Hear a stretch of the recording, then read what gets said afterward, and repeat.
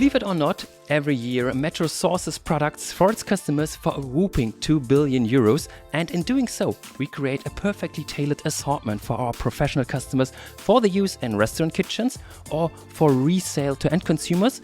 How we manage to ensure that our articles are reliably available in the stores and how we continue to increase the share of own brands, that's our topic in this episode of More Podcast, Wholesale to the Max.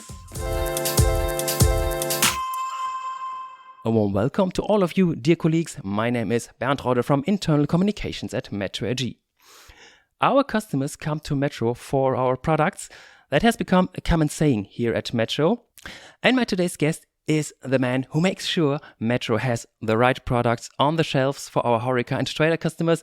A very warm welcome to our Chief Procurement Officer, Bertrand Mothe. Hi Bertrand, hello and bienvenue at More Podcast. Thank you. Good morning, everybody. I'm happy to be here and excited. Yeah, great to have you with us here today at More Podcast, Bertrand. When I was preparing for our interview, I discovered a picture of your score workout on United. It shows you working in the kitchen at a restaurant in Düsseldorf. And with that, you really went back to your roots, because before your career in retail and wholesale, you started as a professional chef 20 years ago, right? Right, indeed. I was a chef before becoming a buyer, and I was raised also in a restaurant because my parents had a restaurant in France, and so I was raised in this area, in this industry. Then I decided to do catering school and then business school, and went into retail. Mm. And today, when you and your team decide on new products or new assortments, how does your experience as a chef help you in your today's job? Yeah, everywhere, I would say, in food, in non-food, the understanding of the product, how the final consumer, the professionals are going to use it, what are they expecting, the quality, the packaging, how do we combine the needs of a professional customer, which is different than an end consumer, is it's an added value in my profile. And then, but now cooking is only a hobby, I would say, for me, and a hobby to use also Metro products, food and non-food, in my personal kitchen. Yeah. You try sometimes new products in your kitchen at home? I do. I buy Metro professional knives, for example, or I cook with Metro Chef products, and that allows me to try to sometimes give a feedback, positive or negative, or at least areas to be improved. Yeah, cool. You started almost 10 years ago as Director Global Sourcing at Metro AG in Düsseldorf. In the last few years, you have held various positions at Metro, including your work for Metro in China. How has this experience shaped you, and how does it influence your current work as Chief Procurement Officer for the entire company? My entire career has been in global procurement. So working for international companies with international suppliers, multi-countries business models, and also multicultural teams. And it's what we do in Metro is about that. So combining, harmonizing differences into a one Metro is a challenge, but it's a fascinating challenge. I did that for many years, but then there was the time where I needed to be on the other side, and I went to China for 3 years to be in the offer management department, and then I learned also the other side of the business, the expectation of our countries, the expectation of the front end of the business, as I like to say. So now, as a CPO, it brings me both sides of the coins, knowing what are the difficulties of the global teams, global procurement, and also what are the expectations of our countries from the service that we provide to them, because I think that we are providing a service to the countries. And in my role, my aim now is to really bring back the product in the center of the strategy of Metro, because that's what we do. We sell products, and as some people say, customers come for products. Yeah, and we will talk about all this here at More Podcast today, because what huge dimensions the procurement has at Metro. Therefore, I have compiled a few examples. Every year, Metro buys for its customers and their businesses 2,000 truckloads of sugar, 95,000 tons of French fries, 82 million bottles of wine, and 100 million liters of cooking oil, all in all, goods worth about 2 billion euros per year. And that alone shows the great importance of the procurement department for Metro and, of course, also for the implementation of our SCORE strategy. And that's what we want to talk about today here at More Podcasts, but also about the further development of our assortments. And at the end of this episode, we are all looking forward to your sound souvenir, Bertrand, the sound of someone or something that gives you inspiration and motivation for what you would like to achieve or what is important to you in life. But first, let's talk about our SCORE strategy. Metro has set itself the SCORE goals of increasing the product availability and the share of our own brands. Achieving these goals is certainly also a focus for the entire procurement team, Bertrand. How do you in general support the achievement of these goals? What is the mission of you and your team in that regard? Right. So it's not only my team. I think it's a teamwork with the colleagues from supply chain to work on availability. And it was one of the weakness of Metro, and it's something that we really want to work on. We have started some strong projects. It's always difficult to, because we have different categories of products imply different temperature in logistic. So we have to have a different strategy between ambient, fresh, ultra fresh, and then frozen goods. But I would say that the central team has done some tremendous progress, especially when we compare to last year. We have had many hurdles in our business that led us to have difficulties of availability. But now on the year to date, and I was checking the numbers yesterday, we are above 96%, which is far from excellence or what we want to achieve, but it's already much better than last year. And in terms of global procurement, we have to also understand that 90% of our supply go direct from the supplier to the countries. So you gave some numbers, and if we take the trading offices, for example, for ultra fresh, we are talking about 600,000 pallets per year of goods delivered to our countries. Yeah. So availability is always a supply chain topic. I like to use also a different meaning of the word availability. It's access also to some products for some of our countries.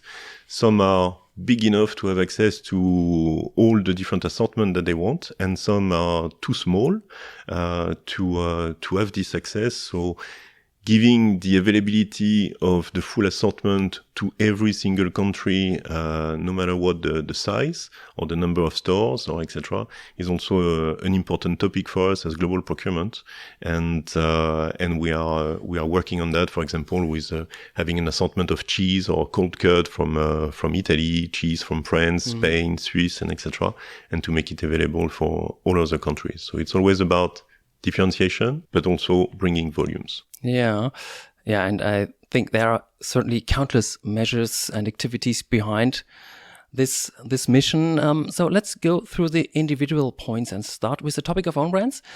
Metro's SCORE strategy aims to significantly increase the share of own brand within our total sales, or to be more precise, to double it to over 35%. Bertrand, what are your key priorities or pillars in order to achieve this goal? First of all, 35% is an ambitious target, but it's not far away from what our competitors are doing. So we should be confident that we're going to reach it. And I think that the company is on a good way, because we've been on an average between 16 and 17% not so long ago, because 3 years ago we were at 17% own brand share. And this year we have a target 23.1, and I don't want to disclose any secret before we reach it, but I think we will overpass the target, and I'm very proud of that. All countries, as I said, are committed.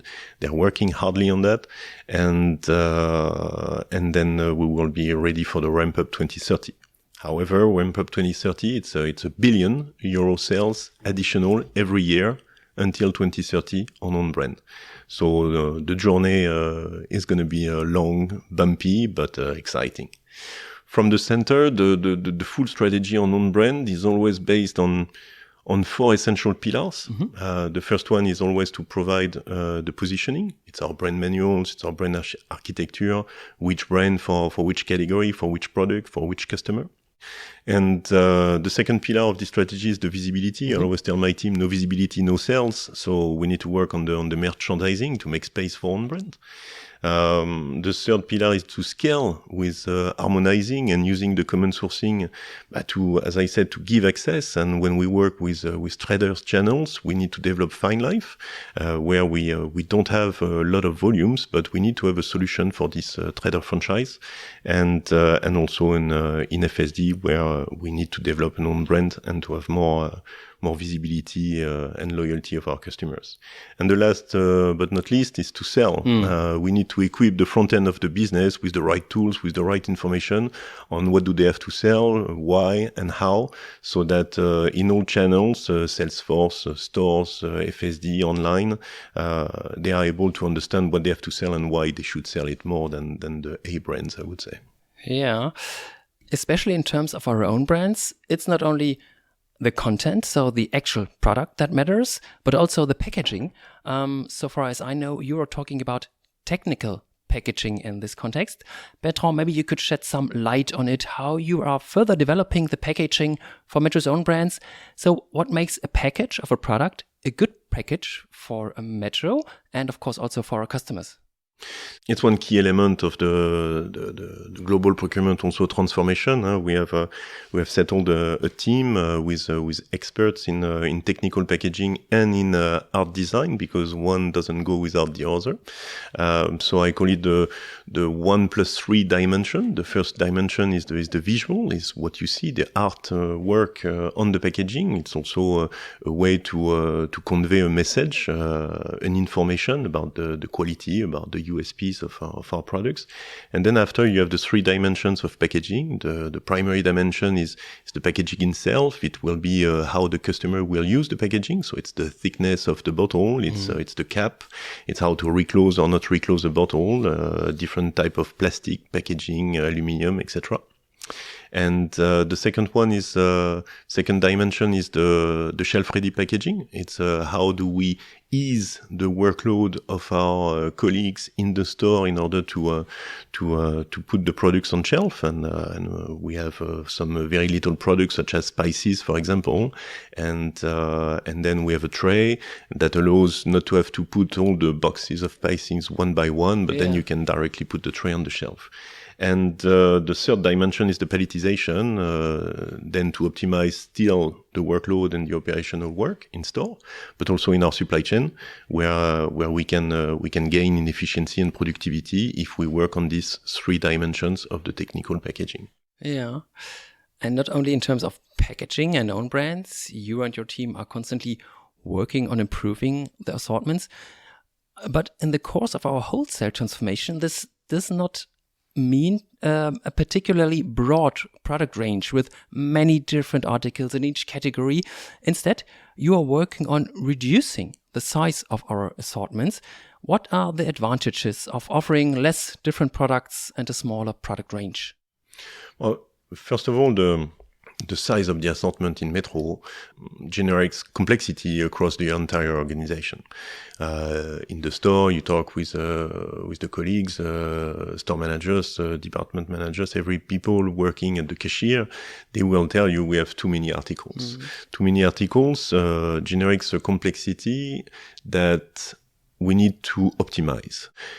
Having the right product for the right customer, and to have 1 or perhaps 2 choices for the customers, but not 5, 6, 7, 10 of the same articles as we can have sometimes in some categories. So today Metro manages 700,000 articles, active articles, so it's huge. So we have absolutely to reduce this complexity, but the most critical is the unclarity that this wide assortment brings to the customer. And the customer, the professional customers, they today have no time, and they don't want to sit in front of the shelf and to have to decide. We need to ease this decision, so we need to bring more clarity of choice for the customer. So focusing on the right products for the right customers, stopping duplication of articles, will increase or improve the visibility, improve the customer journey, and then have an effect on our productivity and then on our efficiency. Yeah. And what kind of products or categories will we no longer have on our shelves in the future? There will be some positive changes. We will have less of some and more of some others. So decomplexifying brings us to a more agile way. Mm-hmm. And then being more agile allows us to focus on the core needs of the targeted customer we have chosen. So some categories will shrink, for sure, but that will allow us to grow what we want to be recognized for. Yeah. Own brands, ultra fresh, differentiation, core products, core needs for our customers. Yeah, and that directly leads me to my next question, because beyond the reduction of the number of products, how will Metro's overall assortments change in the future? Are there any particular trends or developments that you will focus on? Yeah, those are the ones I was talking about. To grow our own brands is something important. Dairy, frozen, we see more and more requests from customers to have a proper access to frozen goods. I think that our ultra fresh also is key in meat, in fruit and vegetables. Some people want some exotic fruits, so we are not making any volumes on exotic fruit, but we are working on differentiation. In fish also, we must work on in order to have some fishes for all countries that are today present in France or in Germany or in Spain, for example. But then we need to give access to this type of fish to the different countries in the east of Europe, for example. Yeah, so our fresh products such as fish, meat, fruit and vegetables are one of Metro's greatest strengths and very important to differentiate from the competitors. Purchasing these reliably and in high quality for the Metro countries is the task of our international trading offices, our ITOs in Rotterdam, Concarneau and Valencia. How does the collaboration between the ITOs and the countries look like in detail? For example, in terms of optimizing their assortments and strengthen their market position. I would like to start with another trading office, because we intend to think that trading offices are for ultra fresh, but it's also for non-food. Yeah. And non-food is one of our biggest trading office. The trading office in Hong Kong is sourcing 80% of all own brand articles that are sold in Metro. And the own brand share of Metro, non-food, is the top category growing in the past 12 months. In Ultra Fresh, we have 3 trading offices. You said Rotterdam, Concarneau, Cherbourg, and Valencia for fruit and veg. These trading offices, they make 20% of our sales. We go up to 30% when we talk about fruit and vegetables. What we need to improve with them is how we engage with the countries. The ultra fresh business is a daily business. Every day, teams from Valencia, Concarneau, Rotterdam are calling their colleagues from the countries on the phone and discussing the price, the quality, the volumes that they want to receive for the next day or in the coming days. In non-food, it's a bit different, because the countries decide what they want to sell in 6 months. So 6 months in advance, you have to engage your forecast, your volumes on collections, and it's a different mindset, because there is a time of production and there is a time of shipping the goods from Asia to here. I think that in the future we will have to make also strong choices also in this assortment, as we said a bit earlier.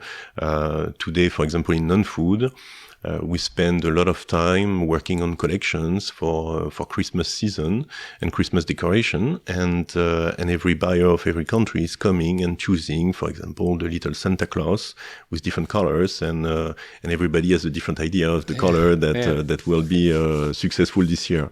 I think that we are coming to a limit with that, and we need to bring a different service to the countries. And for example, we will propose modules. For example, a module A, B, C, depending on the size of the store, for example. And then the country can engage on the different modules with a different assortment that will be delivered ready to sell, so in displays, on pallets, and then to ease once again the productivity, the efficiency of our colleagues in the store in the countries. Yeah, you already told a little bit about the further development of the ITOs and the procurement.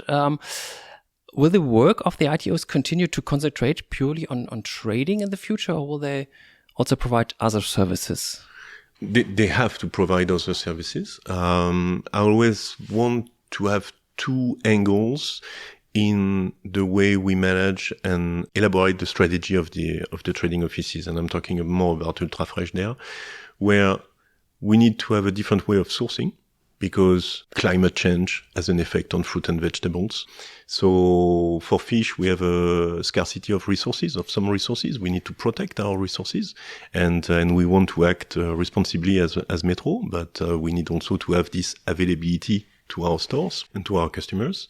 So it's a different way of how do we partner with companies on the fishing zones, on different spaces and etc., and the way they also fish. And then we have also in meat the carbon footprint. Everybody's talking about that. The meat coming from South America. So there are different ways to continue to deliver the service our customers are expecting from us, or the desire of the customers to have more things coming from EU, from European community. So we are adapting to that, and that's the way we source. And the second thing is the way we sell. Then it's having more efficiency on the logistic. We talked about it. Access to different type of products. Until now, we are selling the fish is raw, and when you and I we buy a fish in the store, then we will have to open it, to clean it. Then this we can provide this service to the customers, and we have started with what we call a MAP. So it's under atmosphere. We already portion, clean, and cut the fish, so it's ready to be cooked by the chef, and that helps the productivity of the chefs. So if we can provide this service, then we will bring an advantage to our customers. So in meat, it's about calibrating a beef fillet, for example. Beef fillet is 3.5 kilos, but on the menu, when we go to a restaurant, it's 180 grams. Mm-hmm. So then they have to cut it themselves. If we do it with some laser machine, with our partners in the industry or in our processing centers, then we can calibrate it to 180 grams. And then the yield, the productivity inside the kitchen is improved, and then we bring an additional service. So this is what we call convenience. We will continue to sell traditionally the beef fillet as such, but also we can bring an additional service to have a pre-cut calibrated beef fillet ready to be grilled by the chef. Okay, so much for now on the topics of own brands and assortment development. We will talk more about our goals for product availability and the cooperation with our suppliers in a moment. But now we want to know more about you personally, Bertrand, and for that we have our little questionnaire, What Scores for You, which is somewhat inspired by the basic principles of our score strategy. I would say, let's just get started. Are you ready for the first question, Bertrand? I hope so. So, what is your core? Means, what special strengths do you have? I think I like to engage with people from my team, but also from the countries, from cross functions. Of course, I'm not afraid to say also when things are not going right, and I think that we need to be to be direct, to be less politic, more direct to the point, and to say the things as they are, and to face the reality and challenge the statu quo. Mm. And what small or big goals have you set for yourself? For myself, I think for myself, the goals are related to my job, because of course we want to be successful in the different transformation that we have started. Yeah, the personal goals is really to put back the product in the center of our attention, of our strategy, and then to team up with different countries, different channels, process centers, and then to be relevant. Yeah, and privately or personally, is there something that you want to achieve? Privately and personally, I'm very happy to be back in Düsseldorf in Germany after 3 years during the COVID times in China. I think it was a life experience, and I'm very happy to be here back with my family. So I have no further goals on this side. I'm happy with what I have. Yeah, this is the best thing you can have in life. So, but if you want to achieve something, you already talked about the project that you have in the procurement team. What milestones do you use to measure your progress? So how do you judge your success? Well, we have different ways to measure different KPIs but I think that the first quantitative KPI is the penetration. The penetration of what is the percentage of our sales that is done with the international procurement. That shows that the country, category managers, teams are trusting that we can deliver them with the right product at the right price, on time, and with the right quality. Yeah. And maybe beside all these KPIs and figures, and so is there something, where do you think, okay, things are going on, things are going better, things are moving? Well, we have many different touch points with the countries. So, of course, on a leadership level with the OMDs, but I think the most important is done by the buyers, with the category managers, with the supply chain, with all the people that are working and on a daily basis to make things happen. And I think that the qualitative feedback that we can get on a one-to-one, it's never perfect. We always have to improve. Some people sometimes can bring emotions on the table, but I think it's necessary if we want to be direct, to say the things as they are. As I said, we want to be reliable, and for that we need to understand better the expectations of the countries. Yeah. So this goes with dialogue. Okay. So, Bertrand, now we know what is important for you, what scores for you in business, but also in life. And now we are very curious about your sound souvenir, the sound of your core. But as always, we will listen to that one at the end of this episode. The best products are of no use, neither to us nor to our customers, if they are simply not available, for example, sold out or simply not delivered. Especially as a wholesaler, it is really crucial that we provide our customers with a reliable supply of goods, because at the end of the day, it's all about their business success. Bertrand, we've just talked in detail about our own brands and also about the reduction of the product range at Metro. In terms of the general availability of goods, to what extent does this reduction, but also the further development of our assortments, contribute to that topic? Yeah, I think availability is always a difficult equation involving different factors and also different functions. So we have started some strong projects in digital to change also our systems. For example, when we do a forecast, today we have different ways of doing forecast between the trading offices, between the central functions, the countries, the category management, offer management, and demand planners in supply chain. In the way the store are also bringing back the information, our different systems that are not always connecting all together.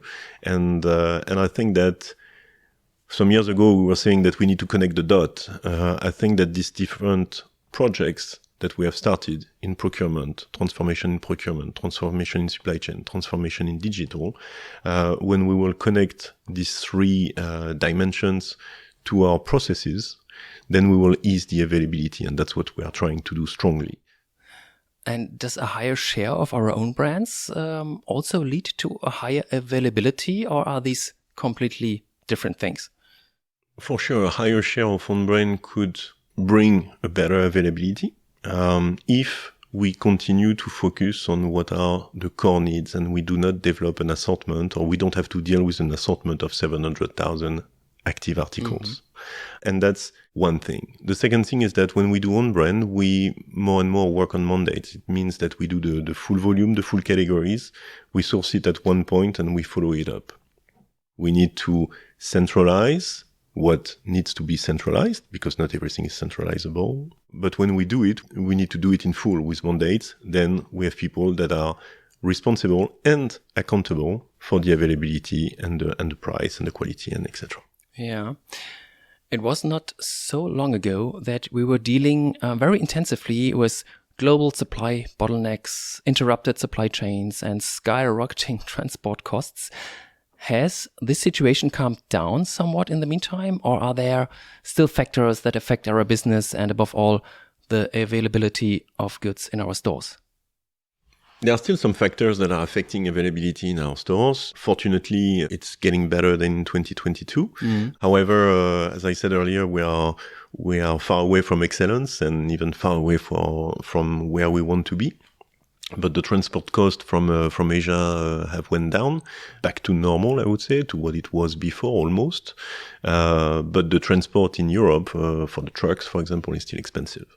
So inflation, as we have known in the past, has an effect with lower volumes that we sell. And deflation, as we can see in some areas and some categories, has a strong impact on the value of our contracts and our stocks. So has an effect on our competitiveness.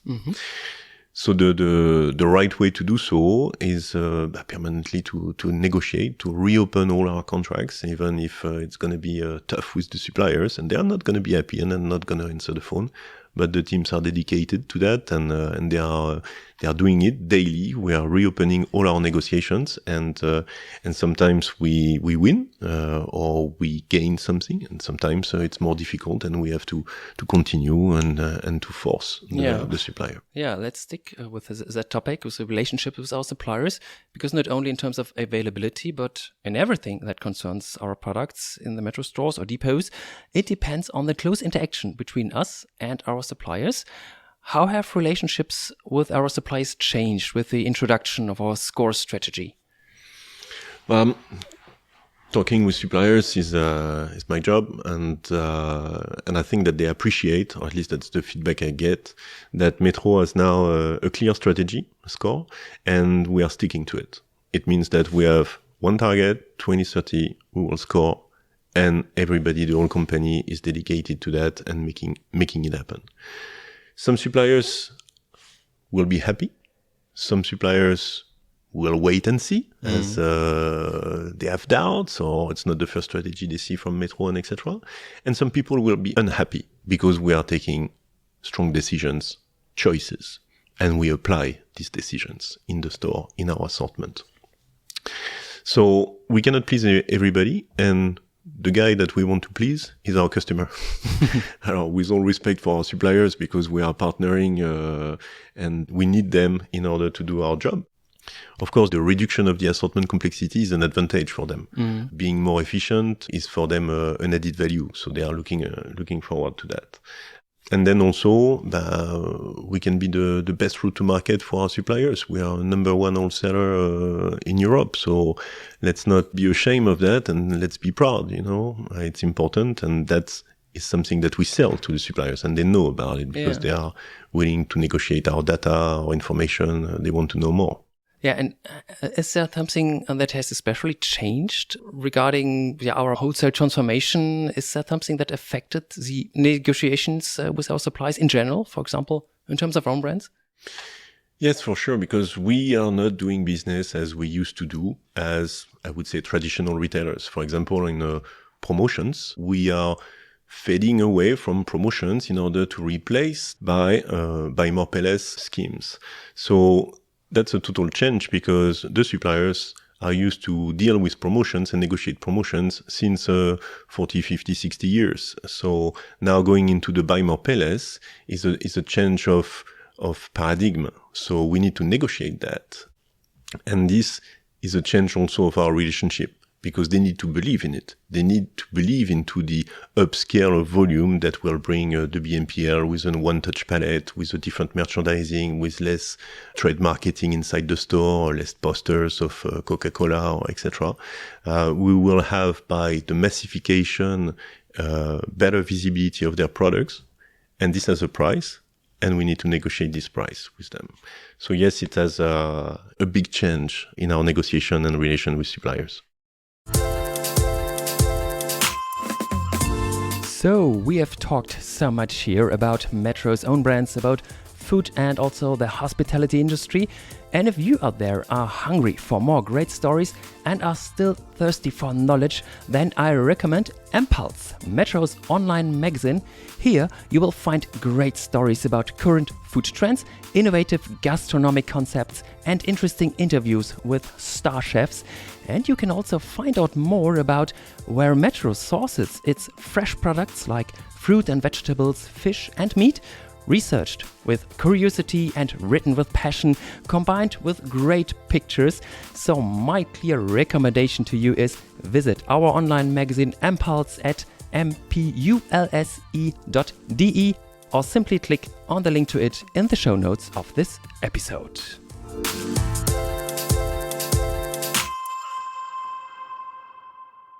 Bertrand, we are already coming to the end of this episode, but first comes the part I always look forward to the most, and I'm sure you, dear colleagues out there as well, our sound souvenir. Bertrand, like all my guests here at More Podcast, you have brought us a sound that plays a special role in your life or in your work, and with which you associate something that inspires and delights you. So Bertrand, let us hear, what sound did you bring us? Okay, 1, 2, 3.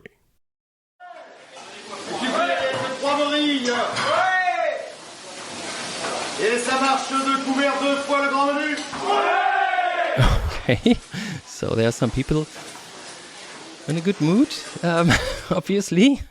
Bertrand, what is it? What is this sound about? It's all across the world, in every kitchen of a restaurant, there is a way of working that this is in French, but this could be in every language. I worked also in different countries in kitchens, and it's the ambience in the atmosphere of an orchestra during the service at lunch or at dinner, and where people are following the orders of the conductor, and then preparing the food for every customer. So this atmosphere of high pressure, of performance, because in 2 hours you have to give your best, and then at night you will start again, is something that I have known, working in there, being part of it, and just looking at it or hearing the sound is making me smile, because it was part of what I liked when I was in a restaurant, is that you put yourself in danger twice per day, and you have to perform, and so this challenging atmosphere is something that I appreciate. Yeah, and it also shows some kind of great teamwork, which is behind of all that, huh? Yeah, and it's behind the scene. What you see when you're a restaurant is nothing about that. But behind, there are people that are working hard in the production, doing their utmost to deliver you the best you want to get in your plate. Yeah, great. Really a great sound. Thank you, Bertrand, very much for this. And also many thanks on behalf of all the colleagues out there for all the interesting information on the topic of procurement at Metro. I think we all learned a lot about it today. Bertrand, thanks again and all the best to you. Thank you very much. Good luck to you.